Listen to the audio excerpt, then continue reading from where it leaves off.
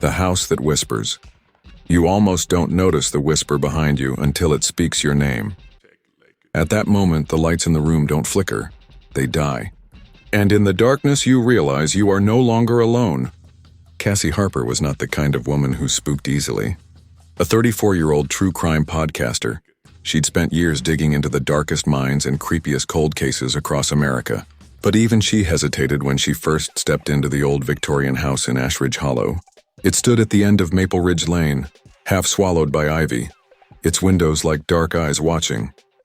It had been unoccupied for decades, which was exactly what she wanted. No neighbors, no noise, no distractions. Just her microphone, and the silence of the woods.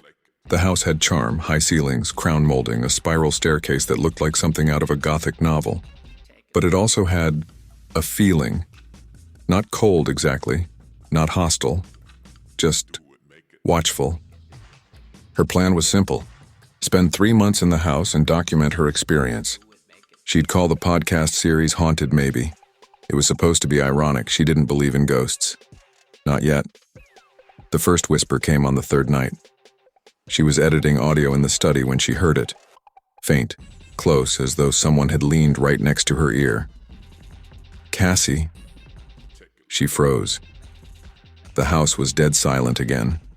The microphone had picked up nothing. She laughed it off, probably her brain playing tricks. Headphones and late nights were a bad combo. But the next night, it happened again. And this time, she saw her. In the mirror above the fireplace, just over her shoulder, stood a little girl in an old-fashioned dress, white with lace cuffs, barefoot, with dark tangled hair covering most of her face. Cassie turned around, heart hammering. Nothing. She looked back at the mirror. Empty. She didn't sleep that night.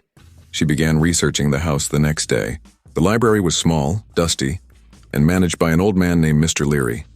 He recognized the address instantly. "That place?" he said, adjusting his bifocals. "March family used to live there. Tragedy, that was." "What happened?" "Little girl disappeared. 1954. Lily March. Just vanished. No one found her. No body, no sign. They say she walked into the woods and never came back. Some think the house took her." Cassie blinked. "The house?" Mr. Leary nodded solemnly. "That place has a reputation. People hear voices, see things, feel watched." She didn't tell him she'd already started experiencing all three. That night she woke to the sound of music, soft, twinkly, childlike. She followed it into the hallway. A small antique music box was sitting outside her bedroom door. She hadn't seen it before. It was dusty, chipped, and when she opened it, a ballerina spun slowly to a haunting off-key lullaby. Inside was a name carved in childish handwriting. Lily. She dropped it. The music stopped abruptly. When she looked up, the girl was standing at the end of the hall. Same dress. Same tangled hair. Cassie opened her mouth, but the girl vanished before she could speak. In the days that followed, things escalated. Footsteps in the attic. Whispers echoing through the vents. Toys moving from room to room on their own. And always the mirror. The girl appearing and disappearing. Sometimes smiling, sometimes crying. Cassie started recording everything. EVP sessions, night vision footage, the works. Her podcast audience exploded overnight. People were hooked, but she was unraveling. The girl's whispers grew louder, clearer. "Help me." "She's coming. Don't go upstairs." Cassie asked, "Who's coming?" The girl looked straight into the camera and said, "My mother." Cassie dug deeper and found something horrifying. Lily March hadn't just gone missing. She'd been murdered, and not by a stranger, by her mother. The newspaper clippings had been buried. The case quickly closed due to lack of evidence, but a few articles hinted at something darker. Neighbors reported screams, strange chanting, foul smells from the cellar. The last anyone saw of Mrs. March, she was standing in the window, smiling as the police arrived. Her body was never found. Cassie avoided the basement for weeks, but one night, the whispers led her there. She followed the sound of the music box, now distorted and echoing, down into the pitch-black cellar. The air was thick. The smell was rotten. There was a door hidden behind shelves. Old. Locked. She pried it open. Inside was a small room lined with children's drawings, crude stick figures, red crayon slashes, and the word "Mommy" written again and again. In the center was a rocking chair. It began to move, and then a voice. Low. Cruel. "You shouldn't have come here." After that night, things changed. Cassie began losing time. She'd wake up in different rooms. Her recordings were overwritten by someone humming lullabies. Her own voice, cold, unfamiliar, would whisper in her audio, "She's mine now." She tried to leave, but the car wouldn't start. Her phone wouldn't connect. Every road she took circled back to the house. She looked in the mirror and saw the little girl behind her. Then another figure, a woman, gaunt, smiling, eyes black as coal. Lily's mother. She had returned. Cassie recorded one last podcast episode. She sounded different, slower, empty. "This is the final entry of Haunted. Maybe I've seen her. I've heard her. I think she's inside me now. If you hear this, don't come here. Don't follow me. Don't listen to the whispers. The house doesn't want guests. It wants family." The episode ends with the sound of a child giggling, followed by the soft creak of a rocking chair. Weeks later, a listener tracked down the house. The podcast had gone viral. Cassie was unreachable. Police entered the home, empty, except for a single microphone, still recording. The last 30 seconds captured a voice, soft, overlapping, childlike and maternal, whispering together. She stayed.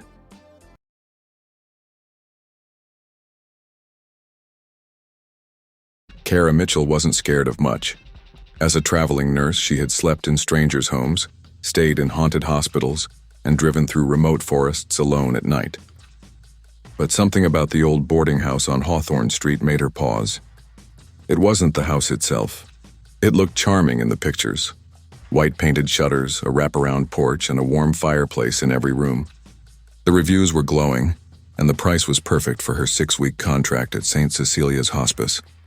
Still, she couldn't explain the chill she felt when she first stepped inside. The landlady, a pale woman named Mrs. Finch, greeted her at the door with a fixed smile and a voice too sweet to be sincere. "You'll be in room 6, she said, handing over a brass key. "Just ignore anything you hear after midnight. These old walls creak with memories." Kara thought it was an odd thing to say. She should have listened. The room was cozy enough. An antique bed, a dusty bookshelf, and an ornate, full-length mirror facing the window. She noticed the mirror first. It stood taller than she did, with a carved wooden frame of roses and thorns. The glass was spotless. Too spotless. Like someone had just cleaned it. That night she woke at exactly 3:33 a.m. No sound. No movement. Just a feeling. She sat up. The mirror was directly across from the bed, catching moonlight from the window. She saw herself sitting upright. And then, she saw movement behind her in the reflection. A figure, someone tall, standing just behind her shoulder. She spun around. No one. When she looked back at the mirror, her reflection was normal, except for one thing. It was still smiling even though she wasn't. Kara didn't sleep the rest of the night. The next morning, she told herself it was stress. Long shifts, jet lag, her brain playing tricks. But that didn't explain why the mirror fogged up later, with handprints on the inside of the glass. By the third night, the noises started. It was always after midnight. Footsteps pacing the hallway. Breathing, low, ragged, just outside her door, and sometimes whispering. One night she pressed her ear to the wall and heard a voice say, "She belongs to the mirror now." Kara confronted Mrs. Finch. "This house has a vibe," Kara said carefully. "Has anyone ever complained?" Mrs. Finch stirred her tea, unbothered. "Everyone hears different things. The house shows you what it wants you to see." "What does that mean?" "It means room 6 is special." Kara didn't like the way she said it. Later that day, she asked a nurse at the hospice about the house. "Oh God," the nurse replied, face going pale. "You're staying in that room? What do you know about it?" "It's called the Reflection Room, local legend. Years ago, a girl stayed there and claimed the mirror was haunted. said her reflection was moving on its own. She tried to cover it with a sheet. The next morning, she was gone. Gone. Gone. Never found. Kara didn't believe in ghost stories. Not really. But that night she tried covering the mirror anyway. Just in case. At 3:33 a.m., the sheet was on the floor, and something was inside the mirror. It wasn't her reflection. It was a woman older, with hollow eyes, wearing the same clothes Kara wore to bed. But the face was wrong, smiling wide and twitching like it didn't know how. Kara screamed. The figure in the mirror mimicked her, but it didn't make a sound. Its mouth opened wide, but no noise came out. It was like watching a muted horror film of herself. And then, the figure reached forward and pressed its hand against the inside of the glass. A crack formed. Kara grabbed a towel and threw it over the mirror. She slept on the floor near the door, clutching her phone. But no matter how many times she tried to record it, the mirror never showed anything unusual when the camera was on. It wanted her to doubt it. She considered moving out. But the idea of leaving that thing behind, knowing it might follow, felt worse. So she stayed. Each night, it got worse. The mirror would fog without reason. Her reflection would linger a moment too long. She'd catch glimpses of herself standing when she was sitting. And one night she saw two of herself, one sleeping, the other standing over the bed. The other version smiled. Then the reflection turned and looked directly at her. That was the night she broke the mirror. She grabbed the fireplace poker and slammed it into the glass until it shattered into 1,000 pieces. She was panting, shaking, blood on her hands from the shards. Mrs. Finch rushed in and just stared. "You shouldn't have done that," she whispered. Kara screamed at her. "That thing was watching me. It's not normal." Mrs. Finch's face changed. The fake politeness faded. Her eyes were colder now. "It can't hurt you as long as the mirror remains whole," she said. "Now you've let it out." Kara left that night. She booked a motel across town, paid 3 times her budget, and vowed never to return to Hawthorne Street again. But the next morning, when she woke up in the motel, the bathroom mirror was fogged. On the glass, a message written with a fingertip. "You broke the window, not the wall." She dropped her phone. Behind her, she saw a flicker in the mirror. Her reflection was smiling and blinking in the wrong direction. She turned slowly. There was no one in the room. But when she looked again, the reflection was closer.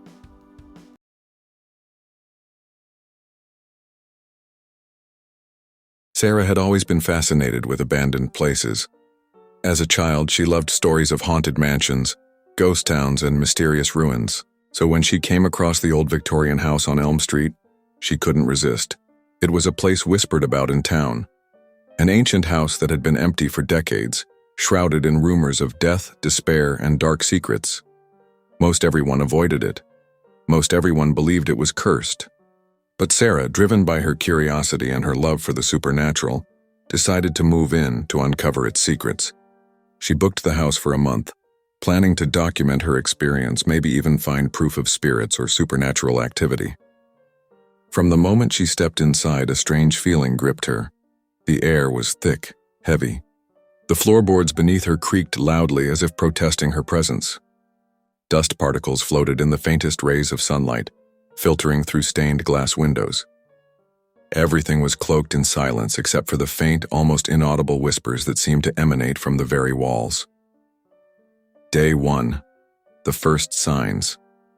By nightfall, Sarah felt the house was alive. She set up her camera, lit a few candles, and began exploring.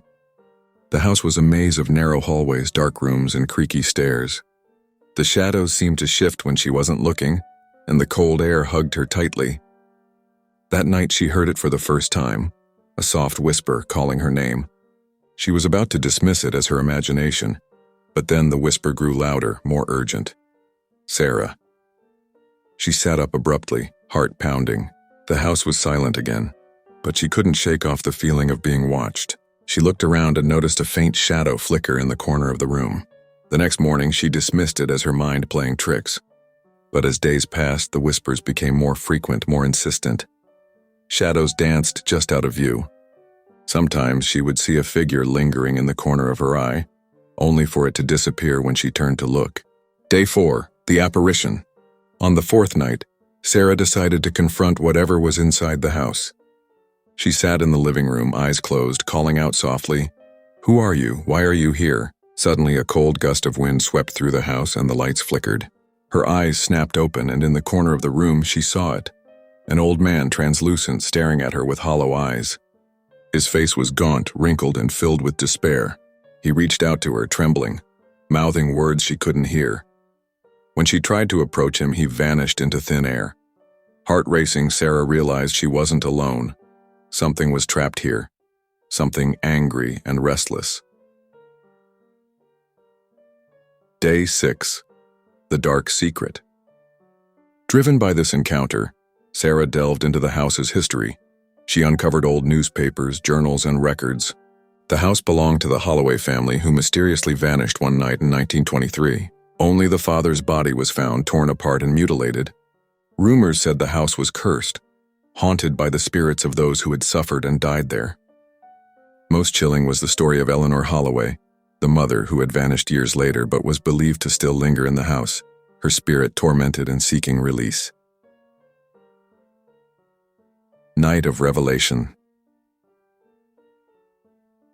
That night, the whispers turned into screams. Shadows coiled and slithered across the walls, forming vague figures.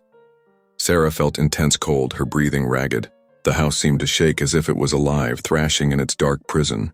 Suddenly, a voice boomed inside her mind, an ancient guttural voice telling her the terrible truth. They never left. The house keeps them alive, trapped in an eternal nightmare. They are angry. They want out. She saw visions of murder, betrayal, and sorrow. The spirits of the Holloway family, still bound by their tragic end, reaching out with ghostly hands, begging for help. Haunting climax. Realizing she was part of the curse now, Sarah sprinted towards the attic where she thought she could find an escape or a way to break the cycle. As she opened the door, she was met with a swirling vortex of shadows, voices crying and ghosts screaming for release. In the flickering candlelight, she saw Eleanor Holloway's ghostly figure, eyes filled with pain. Eleanor reached out, grabbing Sarah's hand and pulling her into the darkness.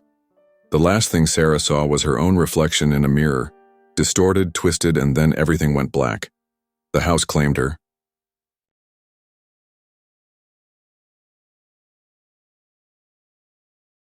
Whispers in the walls. It started with a single knock. Ashwood High had always stood as a silent monolith at the edge of town. Built in 1924, its brick walls and narrow hallways whispered of an era long gone. The locals said the place was cursed. Most dismissed it as urban legend, a tragic fire in the 60s, a few disappearances, nothing substantial. But the stories persisted. So did the school. And now, so did Mark. Mark Holloway was 17, a senior, and transferred to Ashwood only 3 weeks ago after his father got a job nearby. He didn't believe in ghosts. He didn't care about old rumors. He only wanted to graduate and get out. The first week was uneventful. Cold classrooms, disinterested teachers, and peers who barely looked up from their phones. But in his second week, things shifted. He started hearing things. It began in the East Hallway, the old wing, as students called it. Nobody used it anymore. The windows were boarded, the lights flickered, and the lockers, though long unused, stood as hollow relics of past decades. Mark had detention one evening and was tasked with delivering a form to the janitor's office, located inconveniently close to the East Wing. As he passed the old lockers, he heard it, a soft knock, then another. He paused, staring at locker 117. It had a faint dent and the number was scratched almost beyond recognition. He leaned closer. Another knock. He stepped back. Just the pipes, he told himself, and kept walking. That night he dreamt of the hallway. The lights were off and he could barely see, but he felt something behind him. Breathing. Watching. He turned in the dream, but there was only darkness. The next day he asked a classmate, Jess, about the old wing. "You're not supposed to go there," she said flatly. "Why?" She looked around. There was a fire. 1967. 17 students died. They never rebuilt the wing. Some people say the kids never left. Mark laughed. "That's just ghost story stuff." Jess didn't laugh. You heard knocking, didn't you? He froze. How did you? Everyone hears it eventually. That night, Mark returned to the East Wing. He told himself it was curiosity. Maybe he could prove to himself there was nothing there. The hallway was darker than he remembered. The overhead lights barely lit the floor, casting long shadows that seemed to stretch toward him. He approached locker 117 again. Nothing. He waited. Still nothing. Then, just as he turned to leave, knock, knock, knock. This time it was rapid, urgent. He backed away slowly. A whisper followed him. Help! Mark spun around. No one was there. His heart raced as he fled the hallway, the voice still echoing faintly in his ears. In the days that followed, things worsened. He saw reflections in the windows, faces that didn't belong to anyone alive. His books moved on their own. One morning he opened his locker to find a note written in jagged, charcoal-like lines. You're listening now.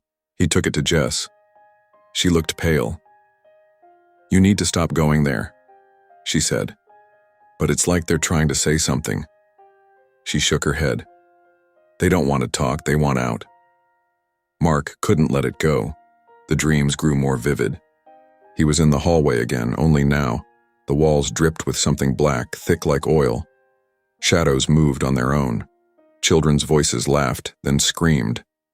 He began researching the fire. The school had few records, almost suspiciously few. But the town library had old newspapers. He found it. Tragedy at Ashwood. Fire claims 17 lives. The article listed names. One stood out, Thomas Granger, age 14. There was a blurry picture. Mark felt his stomach drop. It was the same face he had seen in the reflection. He began seeing Thomas everywhere. In the mirrors, in the windows. Once, at the end of his bed, Thomas never spoke. He only watched. Mark confronted the school counselor, Ms. Laird, about it. She grew quiet. You should talk to Principal Harmon, she said. He was a student here. He survived the fire. That afternoon, Mark went to Harmon's office. The principal was a tall, quiet man with sunken eyes and a voice like rusted hinges. Mark showed him the note. They're trying to reach out. Harmon stared at it. Then, with a trembling voice, he said, They tried with me too. What happened that day? Mark asked. Harmon looked away. The fire wasn't an accident. It was a ritual. Mark blinked. What? There was a group, kids messing with things they didn't understand, summoning binding. Something went wrong. The fire wasn't just physical, it was spiritual. Whatever they called didn't leave. Why keep the wing open? They won't let us seal it. We tried. Every wall we built cracked, every door we locked opened. Mark left in a daze. That night, he had the worst dream yet. He was in the hallway, and this time the children were there. Burned, twisted, they surrounded him. Thomas stood at the front. You're listening now, he said. Then the walls began to move, flesh-like, pulsing.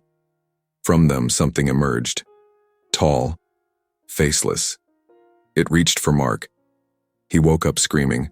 Jess found him the next day, eyes bloodshot. They're getting stronger, she said. Every time someone listens, they feed. You have to stop. I think they want me to end it.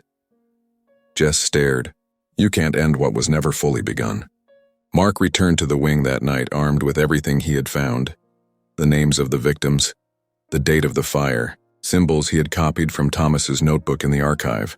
He stood in front of locker 117. I'm listening, he said. The air dropped 10 degrees. The lights buzzed and died. In the dark, 17 figures appeared, young, broken, staring. Mark began reading the names aloud. Each name made a shadow vanish as if released until only Thomas remained. Mark hesitated. You started it, he said. Thomas nodded. I can't let you finish it. Mark lit the match and dropped it into the locker. The hallway erupted, not in flames, but in screams. The walls cracked, the floor split. From the locker, the tall, faceless figure rose again. Mark stepped back, but Thomas moved forward. This is my burden, he said. He walked into the figure. They both vanished. The hallway fell silent. Mark awoke in the hospital. The east wing had collapsed. No bodies were found, no traces of fire. The school board announced the full demolition of the east wing. Mark never returned to Ashwood, but he never forgot. Sometimes late at night he still hears the knocking.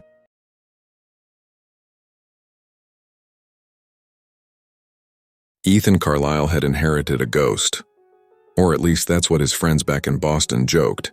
The property deed, a thick yellowing document passed to him upon the death of his great-aunt Eleanor, described it as a secluded mountain retreat. The townspeople of Blackwood Creek, however, simply called it the Shack at Whispering Pines. The name felt like a warning, a hushed secret exchanged on a cool night. Ethan, a software developer whose life revolved around the sterile glow of a monitor, saw the cabin as an escape. He pictured himself writing code in the serene silence, the clean mountain air clearing his head. He sold his cramped city apartment and packed his life into a U-Haul, trading the hum of traffic for the promise of cicadas and wind. The drive was long, the asphalt giving way to gravel and the GPS signal fading into non-existence. The final stretch was a narrow, unpaved road that snaked upward through a dense forest of pines, so tall and close they seemed to blot out the sun. When he finally saw the cabin, his heart sank a little. It was not the rustic chic retreat he'd imagined. It was a weather-beaten, two-story structure of dark logs, its windows like vacant, staring eyes. The porch sagged under the weight of decades. A thick layer of moss clung to the roof, and the air itself felt heavy and still. He found the key under a loose stone by the front door, just as the lawyer's letter had promised. As he turned the lock, a groan of protest echoed through the forest. The door swung open, revealing a shroud of darkness and a thick, cloying scent of dust, damp earth, and something else. Something sharp and metallic, like old blood. The interior was a time capsule. Faded floral wallpaper peeled from the walls. A layer of grime coated every surface.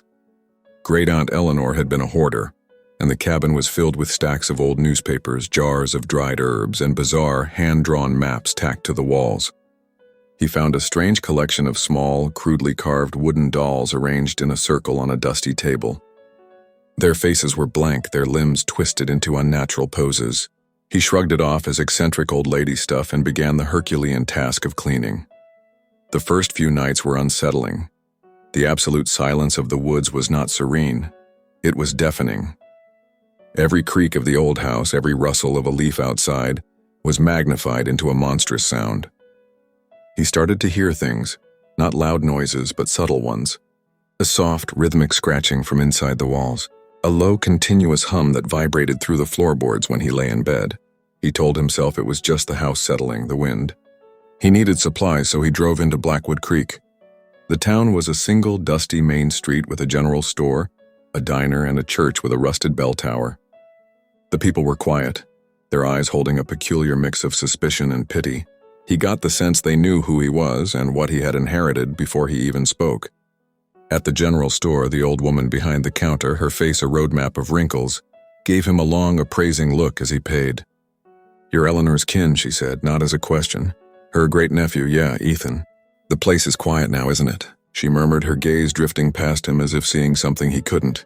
"It's different from the city," Ethan said, trying to be polite. She just shook her head slowly, a grim smile on her lips. "Be careful, boy, the quiet here has a voice." Back at the cabin, the unsettling sensations intensified. He found a small locked chest in the back of a closet. He used a crowbar to pry it open, revealing a single leather-bound journal. The pages were filled with Aunt Eleanor's neat, spidery handwriting. He began to read. July 14th. I hear the scratching again. It's behind the wall of the parlor. It knows I am here. It is not just the house, it is the land. It wants to get in. I have nailed the doors shut. I have barricaded the windows. The carvings are my only defense. July 18th. The scratching has stopped. But now there is a whispering. It's coming from the pines outside. It's not the wind.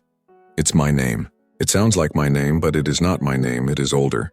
It is the sound of roots growing in the dark. July 23rd. The dolls.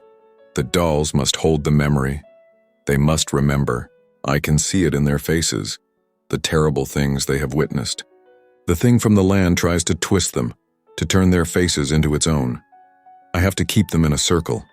The circle must not be broken. Ethan shivered, a cold dread seeping into his bones. His great-aunt wasn't just reclusive, she was tormented. He looked at the carvings, which he now realized were not dolls but effigies, each one a grim portrait of fear. He felt a deep, sickening lurch in his stomach as he remembered a strange pattern in the woods behind the cabin, a circle of stones he had stumbled upon during his first exploration. He had thought it was a relic of some forgotten religion, a local oddity. Now he wondered if it was another barrier, another ward. The scratching started again that night, not from a wall but from the floor beneath his bed. He felt the vibrations, a rhythmic scrape of something impossibly sharp against the wood. He yanked the covers over his head, sweat beading on his brow. The whispering returned, a chorus of dry, papery voices from the forest calling his name. August 5th. The voices are louder. They promise me peace. They promise me freedom. But I know what they want. They want me to open the door. They want me to let them in. The land hungers. It has always hungered. And the townspeople, they pretend not to see. They pretend to be good people, but they are feeders. They feed the land to keep it from taking more. Ethan slammed the journal shut. The revelation hit him like a physical blow. The town's quiet pity wasn't because they felt sorry for him. It was because they knew he was the next meal. He looked out the window at the dense wall of pines, their branches swaying in a wind that didn't feel real. He swore he could see figures moving between the trees, pale and indistinct. He decided he had to leave. He had to pack his bags and drive away, never looking back. But as he tried the front door, he found it was stuck. Not just old and swollen, but locked from the outside. He tried the windows, but they were all jammed shut, sealed by some force he couldn't comprehend. The house was a cage. Panic set in, a cold, sharp blade. He ran to the phone, only to find the line was dead. The power flickered, then died, plunging the cabin into a suffocating darkness. The only light was the weak glow from his phone, which showed no service. He was trapped. The scratching sounds grew louder, a frantic, desperate rhythm from all around him. The whispers became a roar, a legion of voices chanting his name, a chorus of hunger and malice. The sound came from the walls, from the floor, from the ceiling. He saw the floral wallpaper begin to ripple and bulge as if something was pushing from behind. A crack snaked across the wall, and a thick, dark liquid began to ooze from it, smelling of rot and pine needles. He scrambled back, tripping over a stack of newspapers. He crawled into a corner, clutching the journal to his chest as if it were a shield. His great-aunt's words echoed in his mind. The land hungers. He had to find a way out. He had to understand. He opened the journal again, frantically turning the pages. The handwriting became more frantic, the words blurring into a chaotic scrawl. August 12th. The effigies have been defiled. The faces are melting. I can't hold them. They are twisting. They are whispering. They are telling me to give in, to let the land take me. The ritual must be performed. The pact must be upheld. August 15th. I am losing. The creature is growing inside the house. I can see it in the shadows. It is not an animal. It is not a demon. It is the land itself.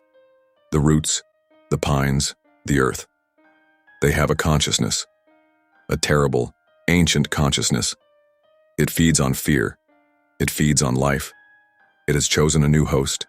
It has chosen me. I was foolish to think I could fight it. I will try to warn them. I will try to save him. But the pact, it demands a sacrifice. The bloodline is the key. The bloodline is the host. Ethan's heart hammered against his ribs. The bloodline. He was the last of his line. He was the next vessel. He was the sacrifice. The townspeople weren't just pitying him. They were watching the ritual unfold.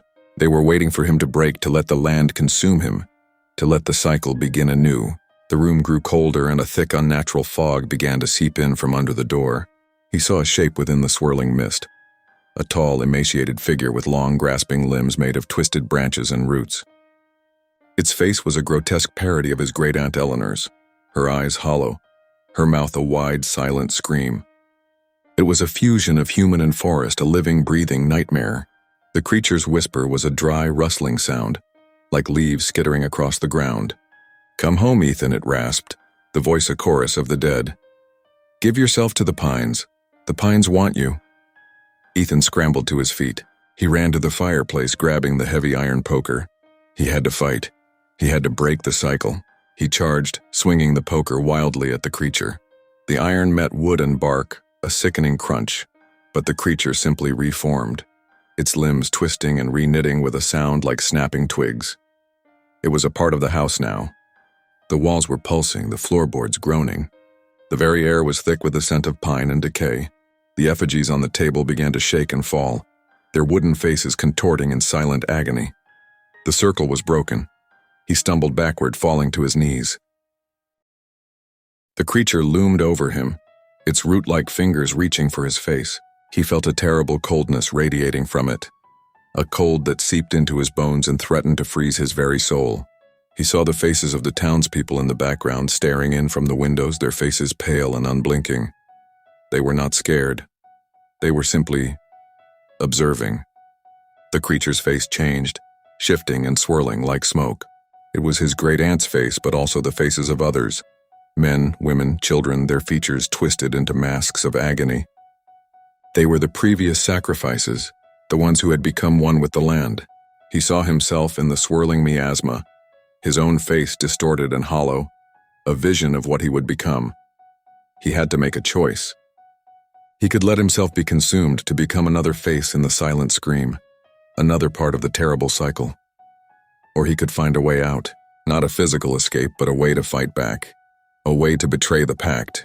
The whispers in the pines grew louder, beckoning him, promising him a terrible peace. He looked at the creature, at the faces in its form, and a new understanding dawned on him. The creature was not a malevolent demon. It was a hungry entity. It was simply a part of the natural order of this dark corner of the world. And the townspeople were its caretakers, its shepherds. They fed it to keep it from taking more. Ethan's fear turned to a cold, hard resolve. He would not be a passive victim. He would not be the next sacrifice. He would find a new one. He looked at the front door, now a solid wall of pulsing wood and tangled vines. The whispers were all around him, a cacophony of promises and threats. He knew what he had to do. He had to go back to the town. He had to find a new vessel. The bloodline was the key, yes, but not his alone. The land would take anyone who was offered.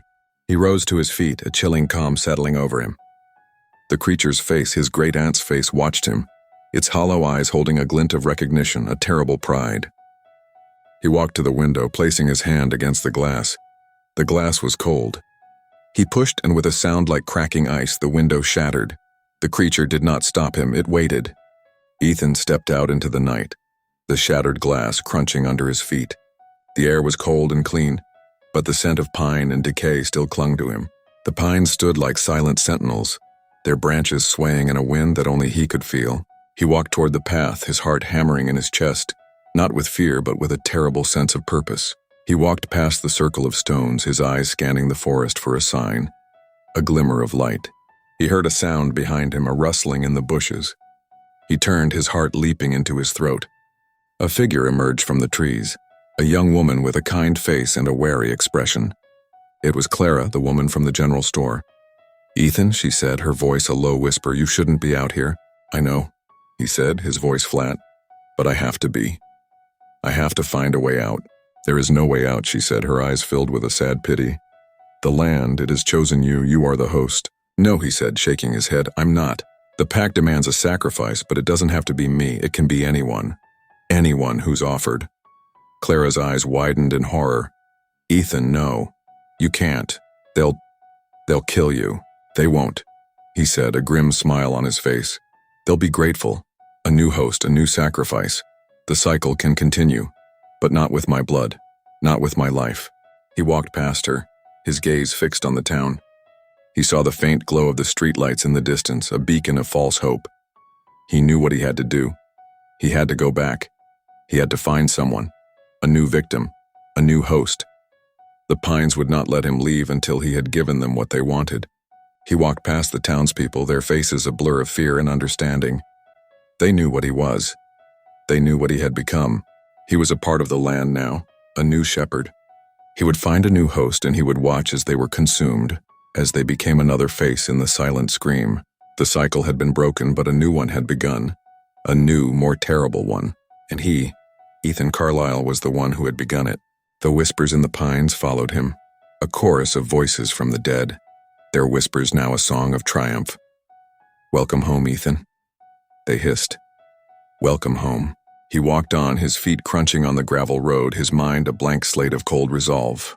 The cabin was behind him now, a dark shape against the moonlit sky. The creature was inside, waiting. And he, Ethan, was its new master. He was the one who would feed it. He was the one who would guide it. He was the one who would be its voice. The story was not about a ghost, but about a cycle of sacrifice, of death, of hunger. And he, Ethan Carlisle, was the new link in the chain. He had inherited a ghost, and now he was the ghost of Whispering Pines.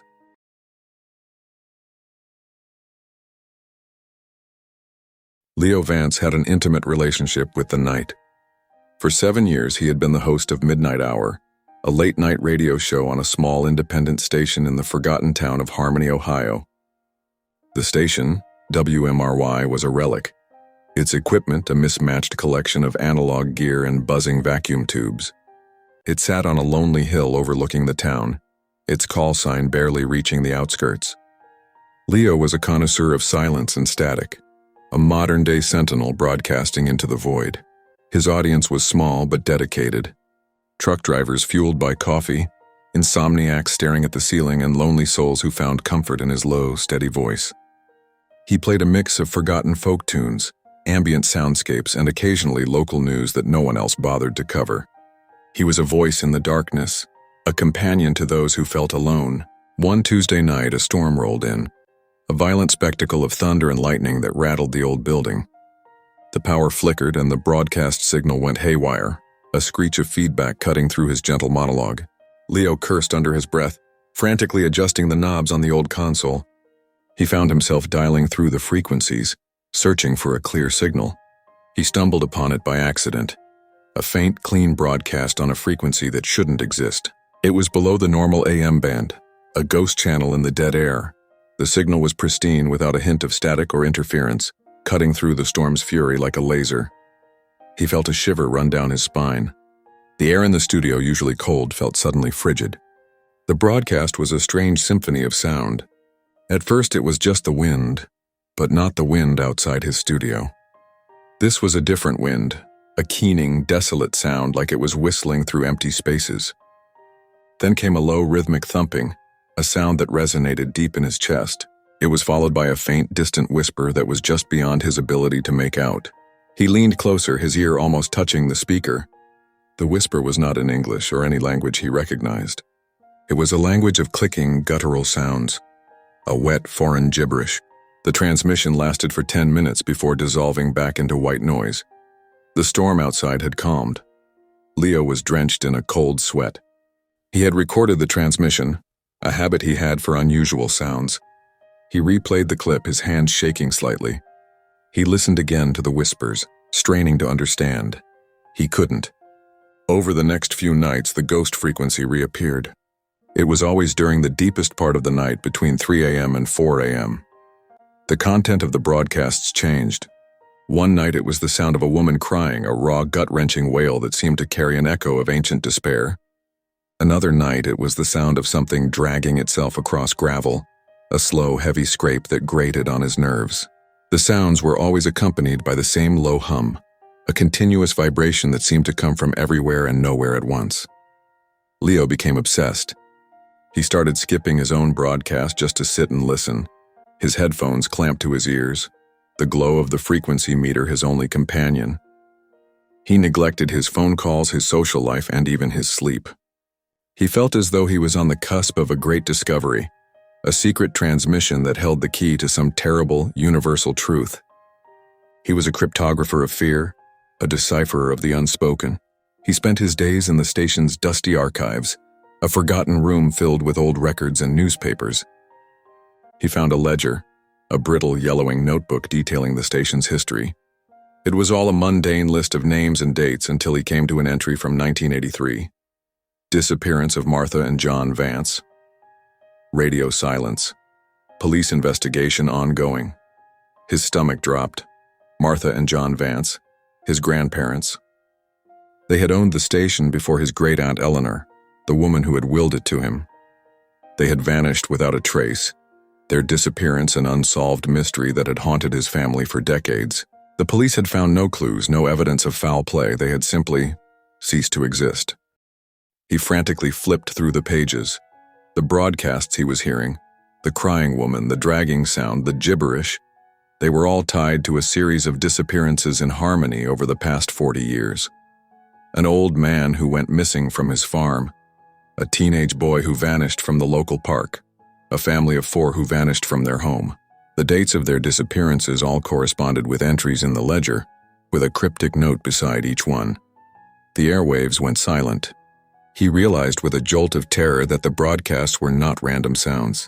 They were recordings of the final moments of the disappeared. The sounds were their last transmissions, their last screams, their last struggles.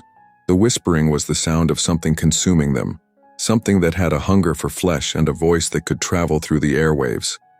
He ran back to the studio, his mind a chaotic mess of fear and confusion. The clock on the wall read 2:58 a.m. The ghost frequency would be appearing soon. He needed to understand. He had to know.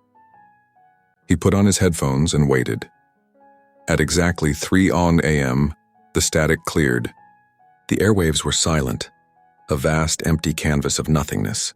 Then came a new sound, a sound he had not heard before. It was the sound of a human heartbeat, a slow, steady thrumming that was impossibly close. It was coming from his own chest. The hum he had heard before, the continuous vibration, was a part of him. Then came the voice, not a whisper but a clear melodic voice, a beautiful alto that spoke directly into his mind. "Leo, you have found us. You have listened. You are one of us now." He tore the headphones from his ears, his body trembling. He looked around the studio, his eyes wide with a frantic fear. The air was thick with the scent of ozone and decay. He saw it then in the corner of the room, a swirling vortex of static and shadow. It was the source of the transmissions. It was a being of pure energy, a creature of the airwaves. Its form was a shifting mass of electricity and distortion, with glowing red eyes that held a terrible intelligence. The creature spoke again, this time through the speakers of the old console. "We are the hungry. We live in the quiet between the signals. We feed on the fear of those who listen. And you, Leo, you have a beautiful fear." He scrambled to his feet, grabbing the heaviest microphone stand he could find. He swung it wildly, the metal clanging against the empty air. The creature simply laughed, a sound like static and breaking glass. It was not a physical being. It was a manifestation of the airwaves, a phantom made of sound. He looked at the soundboard, his eyes scanning the endless knobs and levers. He had to fight back. He had to sever the connection. He had to stop the broadcast. But how do you fight a being made of sound? He saw the frequency meter, the single needle twitching erratically. He realized that the creature was not on a single frequency. It was all of them. It was the static, the hum, the silence. It was in the very fabric of the airwaves. The creature's voice grew louder, its tone shifting from playful to menacing. "You can't escape us, Leo. You are a part of the broadcast now. You are the host. You are the final sound." Leo knew what he had to do. He couldn't fight it physically. He couldn't stop it from broadcasting. But he could change the broadcast. He could make it unbearable.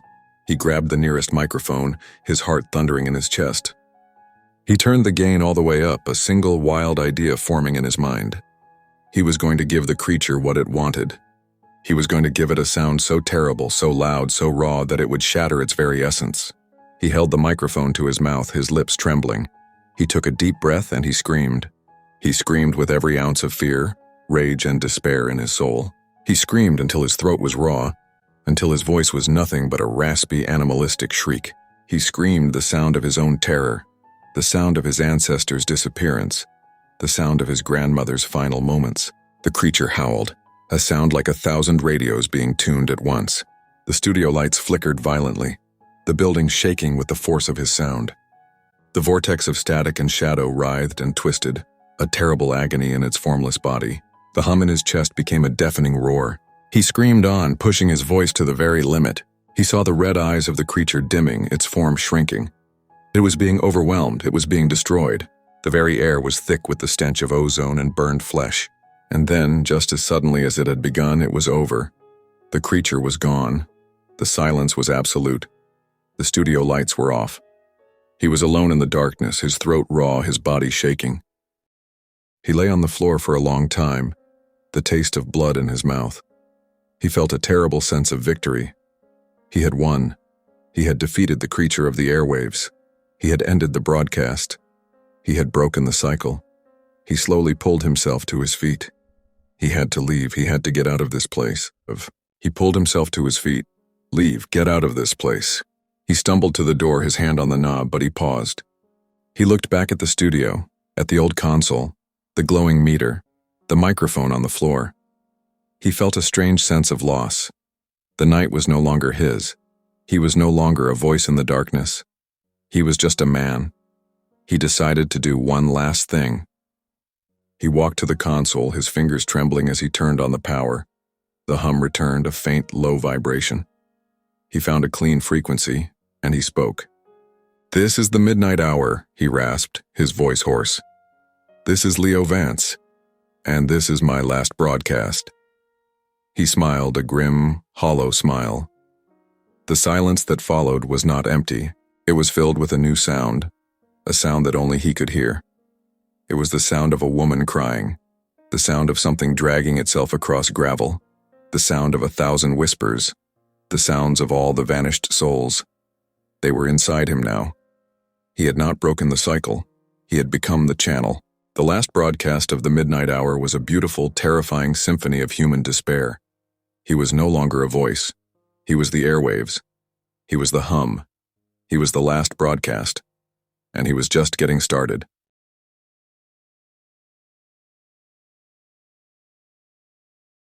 The old manor on the edge of the Whispering Woods had always been a curiosity to its new owner, Elias Finch. A retired cartographer with a penchant for solitude and an inheritance he hadn't known what to do with, he saw the dilapidated estate not as a burden, but as a blank canvas. The locals of the nearby town, Atherton, were less enthusiastic. They called the place the House That Remembers, a name whispered with a mix of fear and reverence. The first month was a whirlwind of renovation. Elias hired a small crew of local contractors, all of whom worked with a strange, nervous energy. They would arrive at dawn and leave at dusk, never lingering, their conversations hushed and their eyes constantly darting toward the woods.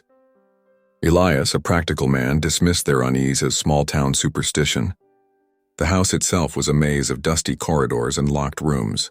Elias reveled in the process of discovery, prying open sealed doors and pulling back tarps to reveal forgotten furniture and strange, archaic tools. It was a cartographer's dream, an unknown territory waiting to be mapped. He found a strange collection of instruments in a locked attic room, a rusted compass that spun wildly in the presence of an old clock, a T-square with arcane symbols etched into its metal, and a heavy leather-bound book filled with intricate, hand-drawn blueprints. The blueprints were unlike anything he had ever seen. They were not for the manor itself, but for something else. The lines and angles were impossibly complex, folding in on themselves in a way that defied geometry. The symbols from the T-square appeared in the margins, and the compass spun erratically when he held it over certain sections. He was captivated, spending hours trying to decipher the strange three-dimensional diagrams. He felt a deep intellectual connection to the person who had drawn them, a fellow architect of space and form. The contractors, however, began to complain. Tools would go missing only to reappear in different parts of the house. Doors they had locked would be found ajar. They swore they could hear footsteps in the empty rooms above them, a slow, methodical pacing that followed their movements. Elias found their fear amusing, but when the head contractor, a grizzled man named Frank, quit without notice, his amusement turned to unease. Frank left behind a note scrawled on a napkin. "It doesn't like what we're doing, it's watching, it's changing the house." Elias was now alone in the house, surrounded by the echoes of his workers' fear. He tried to dismiss it, to focus on the renovations, but he couldn't shake the feeling of being watched. He would catch glimpses of movement in the corner of his eye, a shadow that didn't belong, a figure in a reflection that wasn't him. The house, which had once felt like a blank canvas, now felt like a living, breathing entity. The changes started subtly. A staircase that used to creak on the 4th step now groaned on the 6th. A door he had painted black was now a dark, unsettling shade of crimson. He attributed it to his imagination, to the stress of being alone in the old house. But the changes grew more pronounced. A new room appeared on the 2nd floor, a small windowless chamber with a single dusty chair. He was certain it had not been there before. He checked the blueprints he had found, and to his horror, the new room was there. A perfect match to one of the impossibly complex diagrams. He realized the blueprints were not for a building that existed, but for a building that was becoming. The house was being reshaped, and the unseen architect was using him as a guide. The noises intensified. The methodical pacing in the empty rooms was now a frantic scuttling. He heard the sounds of wood groaning and nails being pulled from their frames. He would wake up in the middle of the night to the sound of a hammer striking, a rhythmic, maddening clang that seemed to come from inside the walls. He would run to the source of the sound, but find nothing. The house was a ghost ship being rebuilt from the inside out by an invisible crew. He tried to leave. He ran to his car, but the engine wouldn't turn over. The keys he had placed on the passenger seat were now on the dashboard, and a strange, crystalline frost coated the windows, obscuring his view. He ran back to the house, his heart pounding in his chest, and found the front door locked from the inside. The windows, once clear, were now covered with a thick, impenetrable layer of grime. The house was a cage. Trapped, Elias returned to the attic, to the strange blueprints. He had to understand. He had to find a way to stop it. As he pored over the diagrams, he began to see a pattern. The house wasn't just being reshaped, it was being folded. The rooms were being moved, reconfigured, and stitched together in a way that defied the laws of physics. The space within the house was growing, becoming bigger on the inside than it was on the outside. He was living in a labyrinth of impossible geometry, a house that was a testament to a mad, brilliant mind. He was not alone. The architect was in the house with him. He could feel its presence, a cold, dry energy that prickled his skin. It was not malevolent, not hateful. It was simply working. It saw him not as a tenant, but as a component, a piece of furniture to be placed in the grand, impossible design. He was a part of the house now.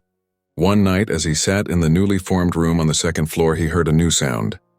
It was not a hammer or a groan or a whisper. It was a voice, a dry, papery whisper that seemed to emanate from the walls themselves. The design is incomplete, it hissed. The final piece is missing. He felt a terrible coldness radiating from the chair across from him, the dusty chair that had not been there before. He looked at it and he saw a figure sitting in it, a tall, impossibly thin man with a gaunt face and eyes that were black voids. He was the unseen architect. He was a part of the house, a manifestation of the building's terrible will. The architect did not speak with its mouth, but with its mind. You are the final piece, Elias, your mind, your spatial awareness, your understanding of geometry. You will complete the design. You will make this house perfect. Elias recoiled in horror, stumbling backward. The architect rose from the chair, its body a shifting collection of shadows and dust. It was not a physical being. It was an idea, a concept given form by the house's will. Its hands, long and bony, reached for him, not to harm him, but to reshape him. He ran. He ran through the house that was no longer his. The corridors twisting and turning, the rooms shifting behind him like a terrible living puzzle.